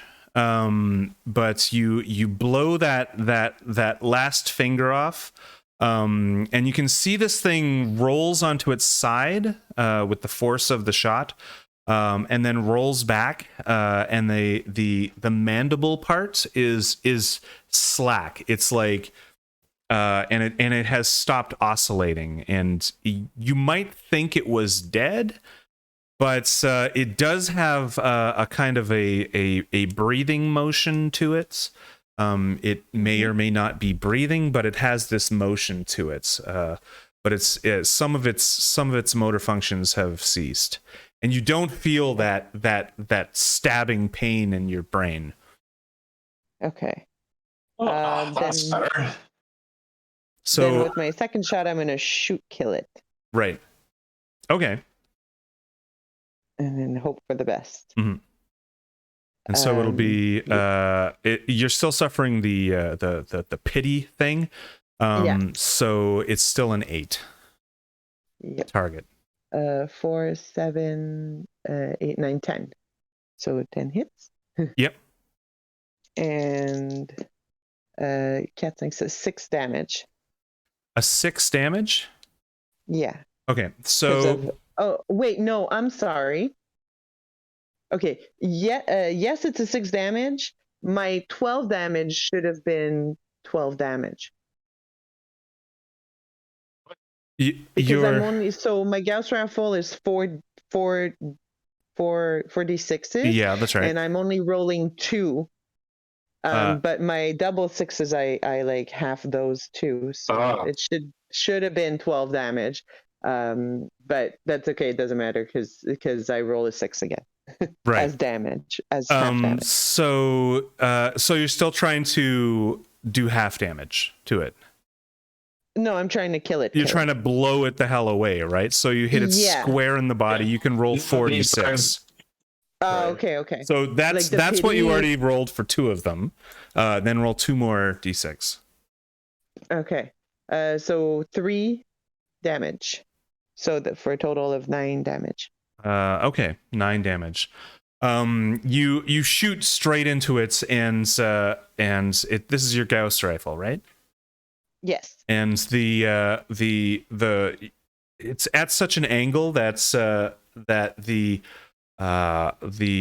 rod that comes out hits the ground, and as it bounces up, it has this thing on the end of it, right? And it's really quick. You can barely, like, it's just a fraction of I was going to say a frame, as in a video game or a movie or something, but just like a very small fraction of a second, and it's just gone. There's like a stain there, and you hear it hit the wall over there and then bounce down onto the ground. And looking at it, it's obviously been impaled, and it was so light that it was just carried off by the Gauss rod. And it is laying there, and you did 9 damage to it, and it begins to move again, and it begins to wrap its like little tendrils of flesh start enveloping the rod, and it starts to bend. And this is a piece of metal, right? It starts to bend the metal down flat against its body, and that's when all 3 of you feel this incredible pain. And you're not necessarily taking any damage, but there is definitely some pain that you're feeling from outside of your mind, right? And all 3 of you, you're not far enough away. You're not outside of its psychic field, down the hallway, down the corridor there, and it just built itself a mini armor plate, and it has like it has the capacity to bend this Gauss rod, and so it's obviously quite strong, but it's not taking the rod out or anything. Like, you'd think maybe someone who knew what they were doing would be able to take the rod out, or an animal that is stricken with terror might try and rip something, impaling them out of their body. But this one didn't do that. It's bent the rod flat against his body. So what do you guys want to do down the hallway? What do you want to do? You heard 2 shots. And then you waited a little while, and then you felt this incredible anger. Oh, sorry, pain rather. It's like anguish. My long range comm to say, I told you, I can still feel it. Yeah, it's definitely. It's still. It still hurts. Okay, so I want to go back to the. I want to go back to where Zen is now. Okay. I'm feeling compelled to go towards it. Right. All right, so you're coming back to the room. And Erickson, are you following? Yeah. Yep. So as you reach the door, and Zen is in the room, and she's watching this thing sort of bend the metal, and then it's been a few seconds. You can see it sort of it separates this rod like with brute force. It just separates the rod in half as if a carrot was cut in half. But it's just these like tiny little tendrils of flesh that are just yanking this rod apart. And then it separates them again, so it's got these four spikes sticking out of its body, and it starts rocking side to side. Oh no. Oh. So and you're feeling this thing has a psychic link with you, right? Yeah. You're not feeling the same pity that you were before. You're feeling almost a pride, as in a pride for your for a child that is learning something new. Yes. So it's rocking back and forth. It's got these little spikes that kind of look like antennas on top of it, that were at one point bent and pressed against its body, but they're now like sticking up into the air, and it's rocking back and forth, like in a wider and wider arc until the rods are actually hitting the ceramic floor, like dink dink dink, back and forth. That's like wonderful. It's wonderful. Sam, maybe you should just blow it up. No, I didn't say that. I didn't just say that.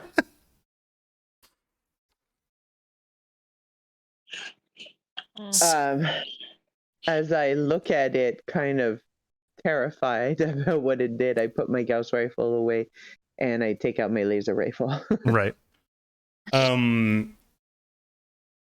How do you react to the sense of swelling pride that you're feeling? Oh, I get that too? Yeah, you Like, also we get all that. get that?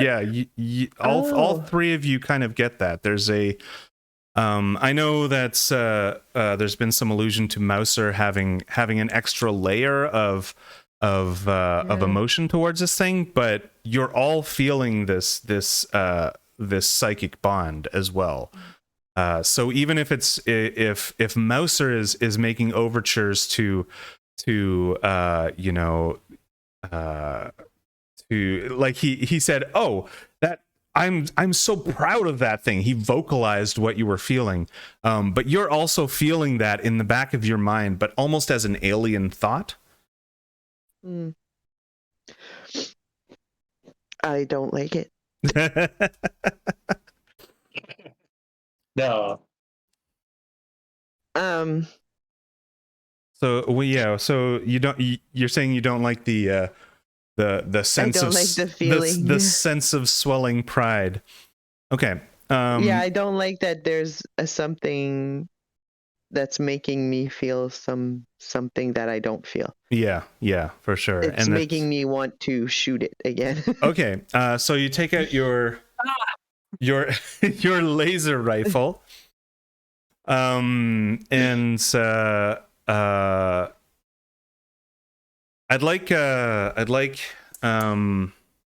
Mouser to make another knowledge check Okay. as he sees you pulling out this laser rifle. 13.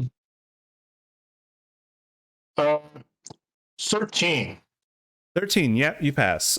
So you can react however you want to her pulling out the laser rifle, and she does that. How do you react? I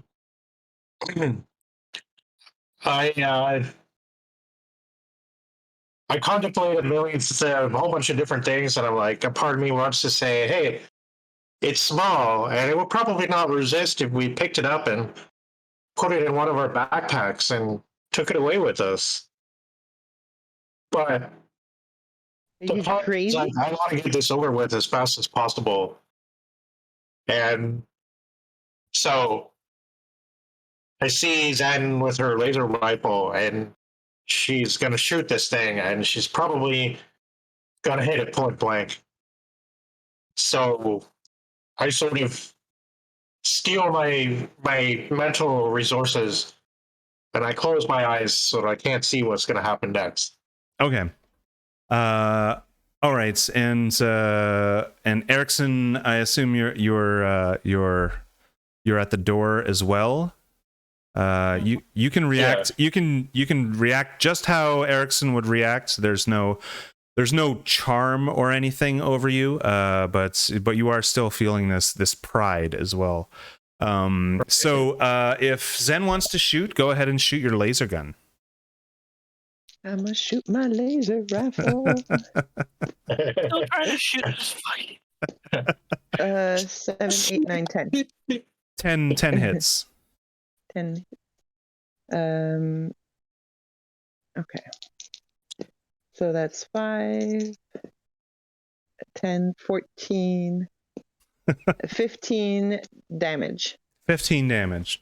All right, so you fire at it, and it basically this is a laser rifle, right? So it starts to you shoot, and it hits it right against the side of its body, and you can see it's been cooked on the side. It's like instantly cooked, and it squeals and rolls over, and you each take some damage. And I want to say you're each going to take 3 damage. Oh. So how does it work when it goes past your endurance into your lifeblood? You are then wounded. So there's Okay. So we have taken Mauser and I have taken like 4 points of damage so far. Yeah, just from shooting this thing. Right. From Candy just shooting this thing. From Candy shooting this thing, yes. Well, nobody else is doing it. You can't blame me. No. And you realize this thing is dying. It's lying on the ground. It's not being hurt like you want to hurt it. It seems to be directing damage out through its mind into your minds. And you've never experienced that before, but I guess they say mind over matter, right? Wow.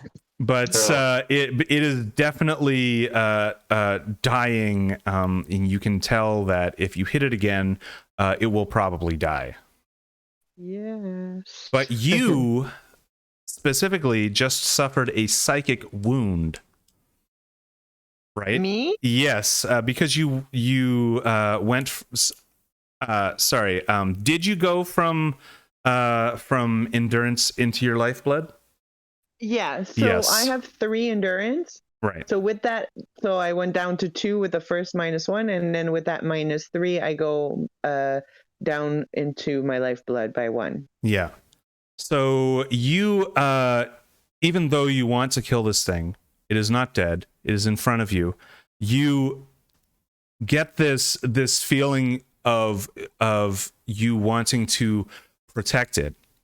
You want to protect it like you want to protect your own life, right? Whether that's temporary or whether it's just like a fleeting thing or not, you don't know. But but that is the feeling that you're getting right now. You want to protect this thing, and how you deal with that is up to you. But I implore you to act it out. Oh. Uh, I hate that. I drop my gun, I run to it, and I try to heal it Right. by doing like I don't know, like not CPR, but like bandage it up or Yeah, something like first like aid. that. Yeah, first aid. That's the word. Okay. My precious gun. So, does anybody like you see her run up to it and you see her take out some bandages and start wrapping this thing around its middle over its sort of cooked middle, and everything. So you've got like a topical thing that you're putting on it, and you've never necessarily like looking at it. It doesn't have skin. It is basically just a ball of flesh, like muscle and fat and sinew just exposed, right? And Right. looking at it this close, you can see that it's constantly changing its structure. Hmm. So you two, you other two, also see her run up to this thing and start bandaging it after screaming and pulling a crazy face. And you know like what she just experienced, but you're not reacting in this way. So this is strange for you. Yeah. So Yeah. Oh, too bad we don't have any of those void crystals. They would be pretty handy right now. yeah, you could have just chucked it over at her and she would have just like fell to the ground. Duh.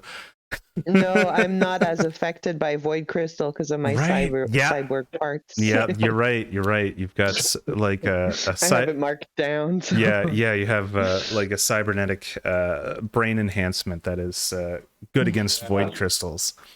Yeah. All right, so what do you two do? You see her run up and try to bandage this thing up.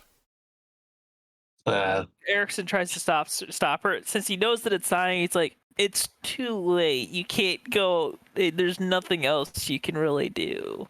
Like yeah. Just if you kept shooting at it. And you're a person that takes great pride in your work as a killer of creatures, and I wouldn't go out of my way to undo what you just did right now. I know it sounds feeble, but I would not do that. Except maybe I would do that. All right, so I feel like you just shot my mama. Sorry. So you see her run up and start bandaging it. You try to tell her to stop, and one of you says kind of to stop, but you understand what she's doing, and as you're watching her do this from across the room, it looks strange. And you have to get a little closer before you understand why. And it's because one hand was resting on this thing and the other hand was bandaging the middle of it, but the hand that was resting on it has been partially wrapped up in these tendrils, these fleshy tendrils, and you can see and it's just when you start to hear your finger bones cracking when you realize that this thing is starting to consume you. Ew. Am I still like? Do I still feel that? No, that snapped you out of it. Oh, gross. That's so gross. My shooting hand.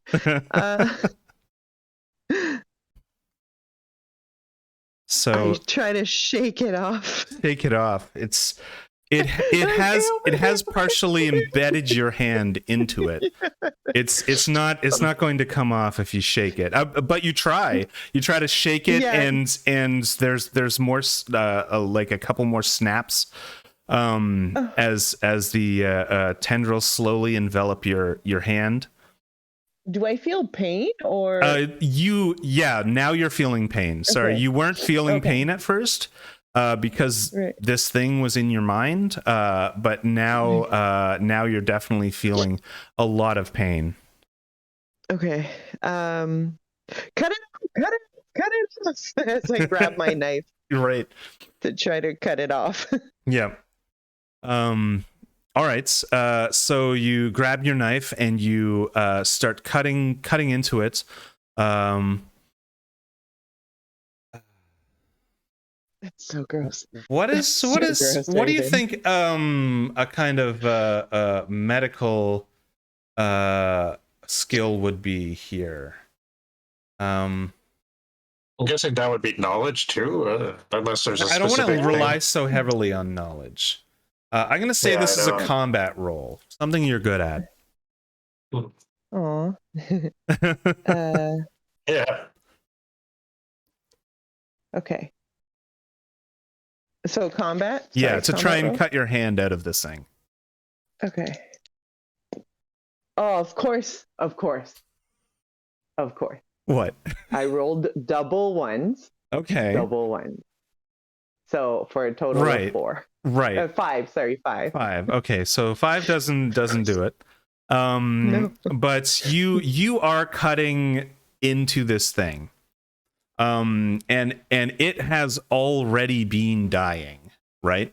So I'm gonna give you one damage die for the dagger weapon, because you're cutting into it now, right? So, and it's kind of precision. So Okay, so like, roll a damage die. Okay. 3. 3. You can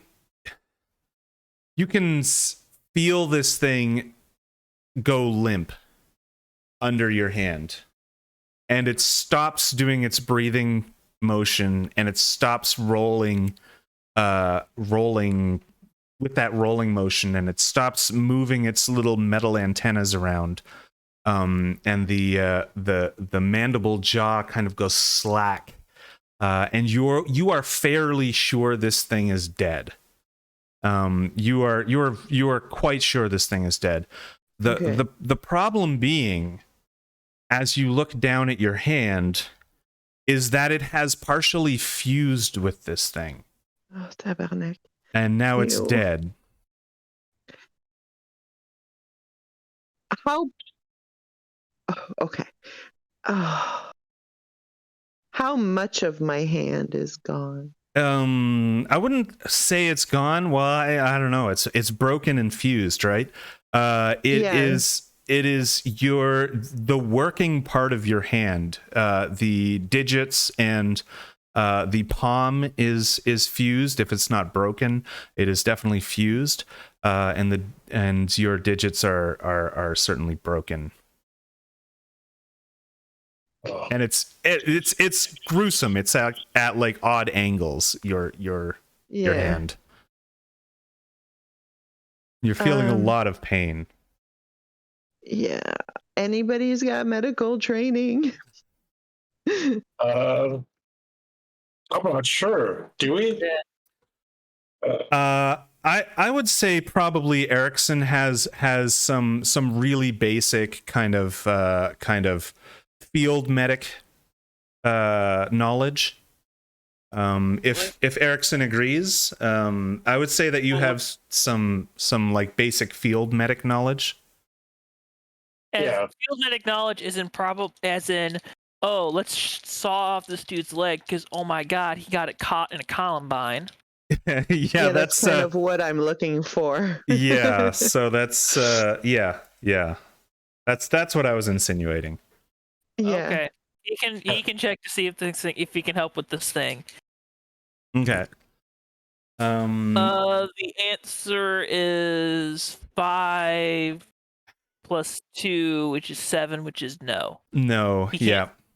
Okay, so you're looking at it and you're like, yeah, that thing is, I've never seen anything fuse into somebody's hand before.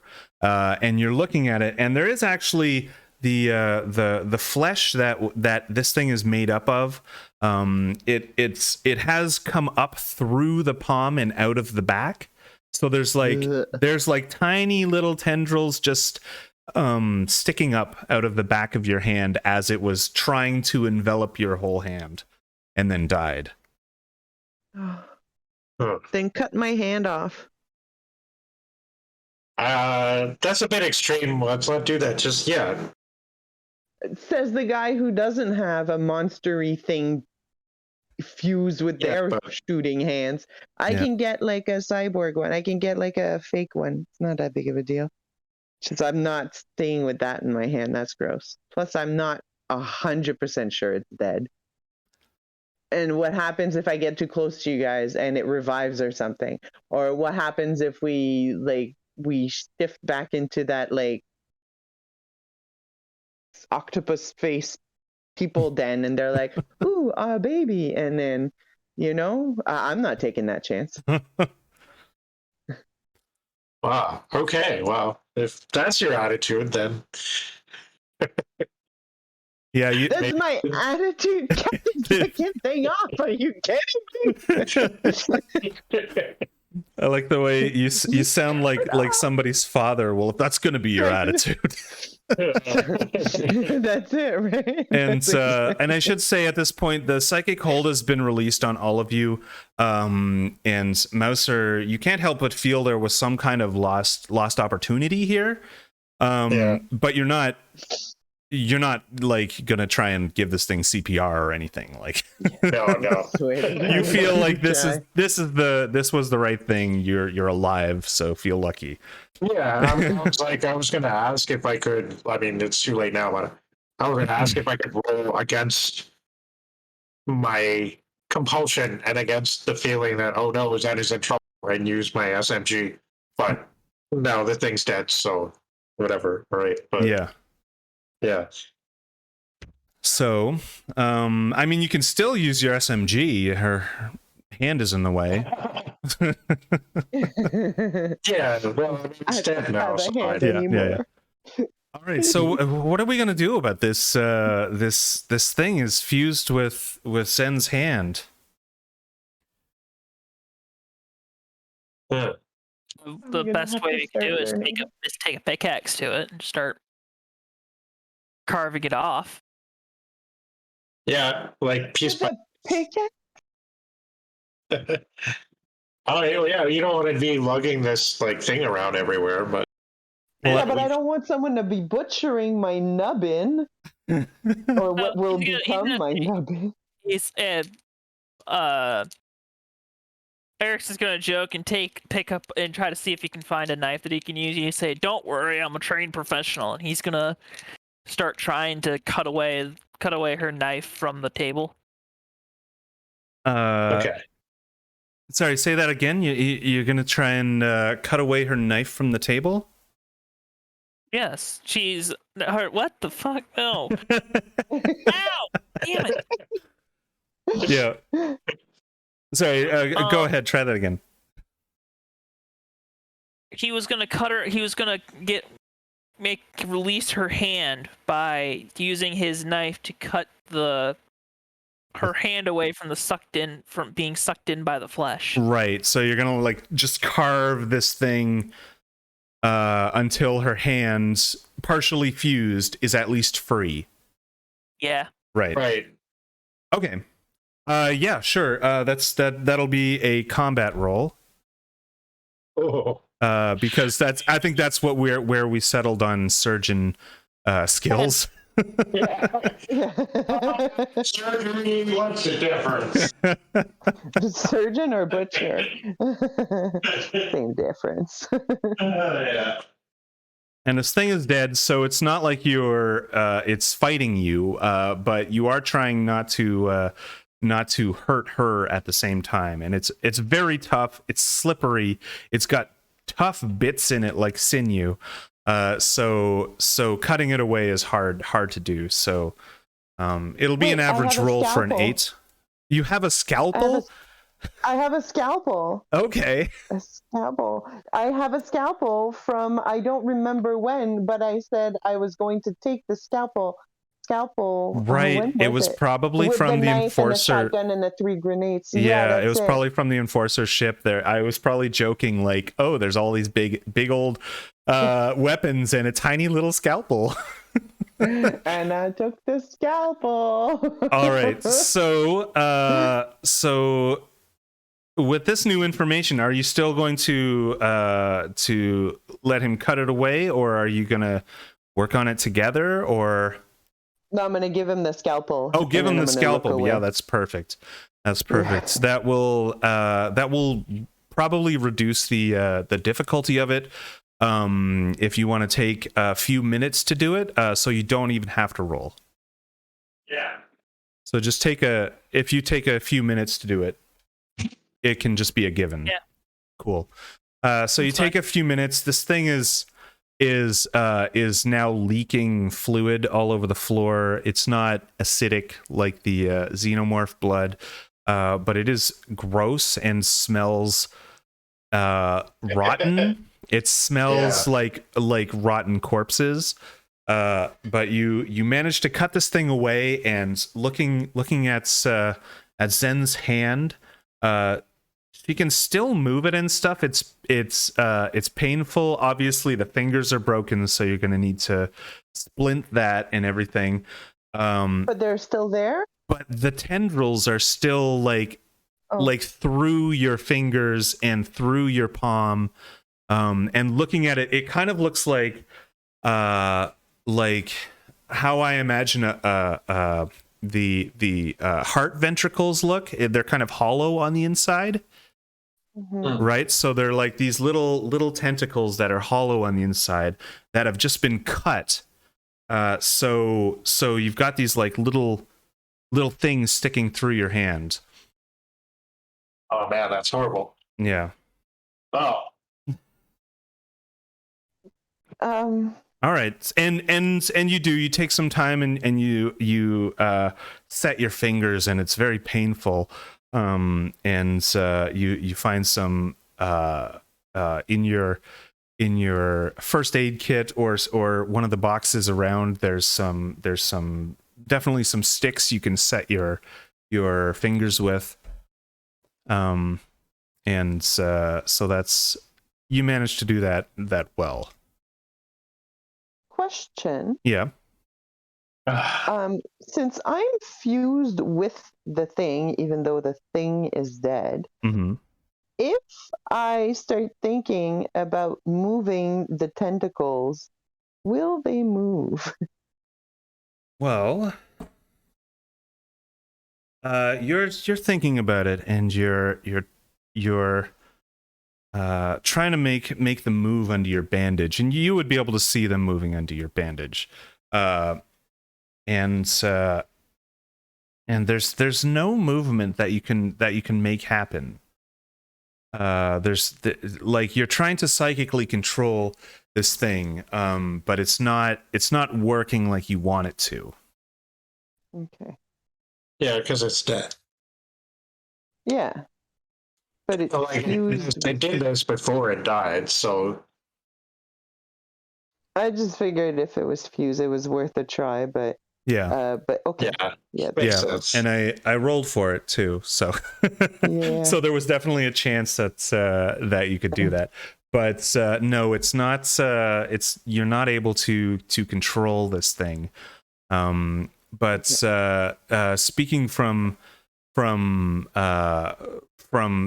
the basic baseline medical knowledge that most people have, you are worried about necrosis, because there's dead flesh in your hand now. Yeah. So whatever you do, you're going to want to get it worked on by some kind of medical professional. Perhaps when we get back to the others, EST might.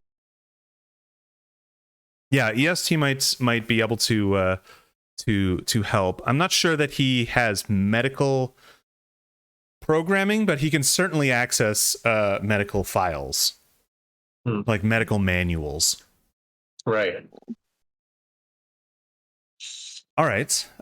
So looking around the room, I'm gonna say you uncover the body that you uncovered. You uncover it a little bit more, and there is a large hole in its abdomen, like it's like it was sunken in, you know, and it's just the right size for this this creature, whatever the hell this thing was. Right. And it seems to have fed on these people, desiccated them, and then just come out of the bunk. All the bodies? Or All- just the one that we're looking at? The one that we were looking at before? Well, the one you were looking at, but if you want to lift other ones too, you'll find that they are all in a similar state. Even Right. though they're not all Lendrosans, but they are all humanoid creatures that's you think might be affected by its psychic powers. Yeah, because I imagine when it's really strong, they could probably convince people to just sort of lie down and go to sleep. Yeah. 'Cause- And you've seen the powers of its fusing, and it can definitely drive its own little fleshy tendrils through yours. It can even split metal as if it were like a celery stalk. So it was at one point very, very powerful and very suggestive. But that is the mystery of the blob of flesh, at least partially answered. So that's a real mystery too, is that there are two infestations on board this ship. Yeah, Yep. and we only found one of those sucky thingy. Mm-hmm. Where are the other ones? Well, the other ones were those insectoid creatures in the other room, but No, I mean, where are the other Cthulhu babies? yeah. But I wonder why two infestations? What if, well, maybe one was put here to control the other one? Hmm. It seems too much of a coincidence that there would be two sort of accidental alien infestations. One of them mustn't be must be deliberate somehow. But who's responsible? I don't know if this was discussed like at the last game or something, Mm-hmm. but did we look at the ship's history flight? The history of it, you didn't necessarily look at the history. The computer files that you found were very localized and fairly recent, and all done by one person. Yeah. Right. So it wasn't like a comprehensive history, and this thing wasn't connected to any larger mainframe that might exist. Okay. All right. Do we continue or do we go back to Adiestine Pasifina? Maybe we should go back to the others and see what they're doing and compare notes. Agreed. And yeah, because I think we've just discovered something pretty significant, and your hand is fucked. It's true. Yes. Your yes, hand that is is a really good messed point. up, I unfortunately. would like to keep it. But it's you did manage to get that field medicine on it. Just set your fingers. It was very hard to do. Not because your fingers were difficult to move, but because you were experiencing a lot of pain while it was happening. Right. And I would like a rest, please. yeah, so we can head back to the room where we left EST, and God, fuck, I forget everyone's name. Yeah, Pacifina, that's right. Oh my God, I need to just keep your names on a sticky note right on the side of my monitor, Yeah, like all week. I there's should keep it there. There's too many games going on, and it's impossible to keep that's true. everybody straight. I should just keep it there all week so I can look at it and just memorize all your names. And wouldn't you know, if I do that next week, someone's gonna die. But It'll be me from the trials, don't worry. all right, so you head back and you begin to explain the situation, and that's when we'll stop for today, and we can pick it up again when when they come back and they say, hey, what happened last time? You can just explain in character. But I would like you, everyone here, to add to their character sheet a closure point, as well as another one for the enforcer conflict that we had last session. Right. Okay. I should have two closure points so far, right? Yeah, that's right. Yeah, how many? Just two? Yeah. Okay. Yeah, that's right. And I believe it was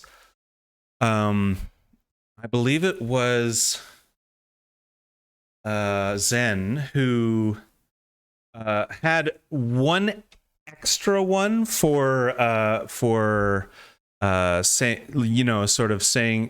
goodbye to Burt Bacharach as he's lay in his coffin.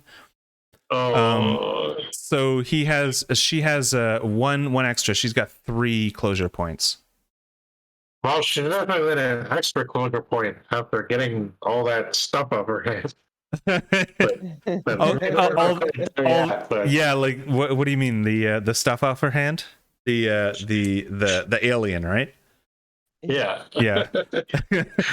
Yeah, that's included in the closure point about this tonight's encounter. All right, so and once you reach, I believe it was 5, then you'll get we'll go through the it's not a level up process, but like allowing you to choose something extra. Cool. Yeah. Like a new hand. like a new cyborg hand, maybe. Yeah. All right, so that's it then. We've come back and we are worse for wear, but we've had some experience, and yeah, some pretty scary experience. Yeah, I know, between the xenomorphs and whatever that thing was. That was super fun though. Yeah. Yeah, man. Yeah, like if Pacifina was here right now, who knows what would be happening. Yeah, I was definitely sort of basing this creature on the John Carpenter's The Thing, kind of a xenomorph, but a lot blobbier. Not assume the likeness of whatever it absorbs. Yeah, and that's what it seemed like. It was actually the original concept for the xenomorph. The original concept for the xenomorph was that it was actually supposed to mimic the organisms that it ate. Right. But that got scrapped. Like partway through making of the first film. Right. There's an original. The original ending of the first Alien movie, Ripley was supposed to die, and the thing was supposed to like rip off her head and communicate through the communicator and be like, Agent Ripley calling Mutani base or whatever, returning one survivor, and it was actually supposed to be the xenomorph speaking. Right. Yeah, that's interesting. I'd never heard that before. That's cool. Yeah, it's cool, but it's like you kind of see why it was scrapped because, well, I mean, obviously they made more movies afterwards with Yeah. Ripley, right? Yeah. But it also kind of makes it seem too, like almost too powerful. Like it's like a random new thing that it can do, like in the last 30 Right. seconds Yeah. of the film, right? So It would it's have like, been like a random, it would have felt really random just watching that for the first time. yeah, I mean, you never saw. Like there was also in the director's cut, right? There's a bit where it's cocooned one of the crew members, right? Right. I forget who it is, and they took that out, so you only saw that in the second film where there was Right. like kill like kill me and all that shit, right? Like Yeah. that was supposed to be in the first film as well, and Right. that got Right. removed. So Okay. so there was a lot of stuff about the xenomorphs that was like created or at least thought of that didn't really end up in the eventual first film. Right. So it might have seemed a little bit less random in that context. But Yeah. No. like, For sure. For sure. Yeah. They had to alter the movie a little bit to make it so that it not doing that also made sense. right. Yeah. Yeah. Cool. I'm gonna sign off, I think. Okay. But I'm glad everyone was here and was able to fight this thing. And I will talk to you I don't know, on another day. this Sunday. Okay, man. This Sunday. Thanks, that was really cool. Thanks Yeah. for doing this with us. Yeah, no problem. This Sunday Yeah. is the pub game as well. So if anyone who lives in Toronto and can make it on Sunday, then come on down. Yeah, it's not really likely that I'll be able. Right. Okay. It's not very likely. I don't really can't really afford to go to pub, and I'll be actually doing D&D with my other group on Saturday. Right. Yeah. Of course. I don't really feel like I haven't really participated in this game, so it's not really. Yeah. It'd be cool to like hang out and see everybody, but other than that, I have no real. Yeah. Stake in the game or whatever. Okay. Yeah. All right. Well, I will talk to you all soon. Absolutely. All Thanks right. again, Raven. That was super fun. No problem. All right. Bye now. All right. Have a good night. You too. Good Bye, night. Miles. Bye.